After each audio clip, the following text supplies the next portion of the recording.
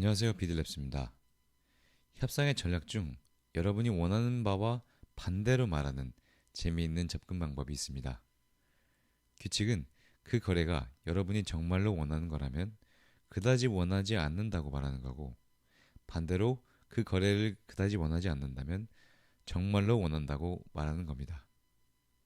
이게 도대체 무슨 말이냐고요? 이 전략에는 타당한 이유가 있습니다. 첫째, 여러분이 정말로 원하는데도 왜 원하지 않는다고 주장해야 할까요? 짐작이 가시나요? 상대방이 여러분이 무언가를 갖고 싶어 한다는 것을 알게 되면 여러분은 상대방의 리드에 끌려가 그 대가를 지불하게 될 겁니다. 예를 들어, 빨간색이 꼭 있어야 해요 라고 말하면 상대방은 그건 정말 구하기 힘들어요. 추가 비용이 발생할 수 있고, 만약 대표님이 사전에 예약해 두시면 제가 하나 구해보겠습니다 라고 말할 수 있기 때문입니다.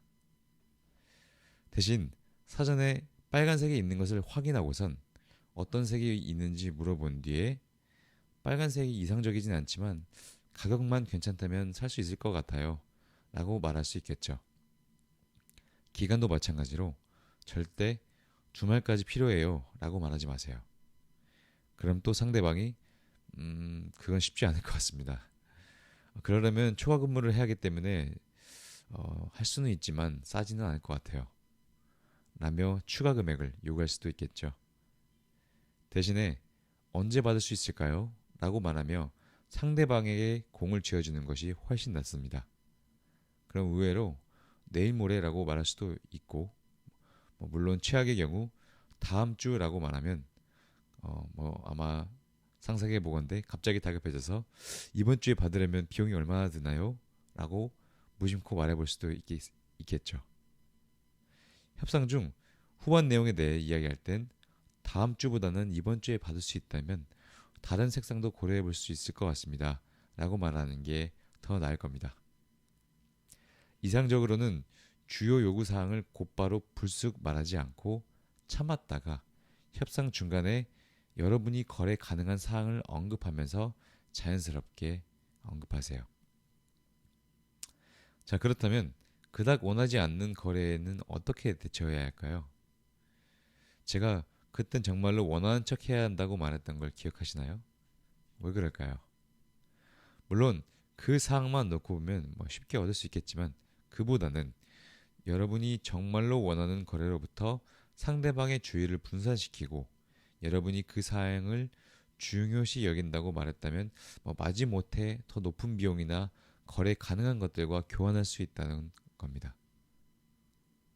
예를 들어, 여러분이 빠른 배송은 필요하지만 책자에는 별로 관심이 없다면 책자는 어떤 내용인지 얼마인지 등 구체적으로 물어보면서 관심을 분산시킨 뒤에 나중에 배달에 대해 부담 없이 물어보는 거예요. 그리고 어느 시점에 여러분이 글쎄요, 좀 더 빨리 받고 싶어요, 주말까지 해주시면 그 평범한 기본 책자로도 만족할 수 있을 것 같은데 어떠세요?